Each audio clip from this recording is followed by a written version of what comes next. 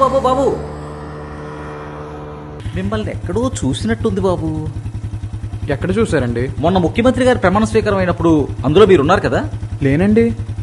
అయితే అదే ministers IAS IPS meeting అవుతుంది కదా, అందులో మీరు ఉన్నారు కదా? కాదండి, నేను కాదది. అయితే ఎక్కడో చూశాను బాబు మిమ్మల్ని.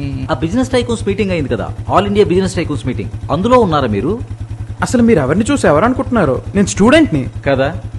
మరి ఎందుకు అబ్బాయి, ఏదో ఇంటర్నేషనల్ పనులన్నీ నీ మీదే ఉన్నట్టు ఒక చేత్తో బండిని, మరో చేత్తో మెడకోసిన మేకలా ఇలాగా ఆ ఫోన్ని, అవసరమా?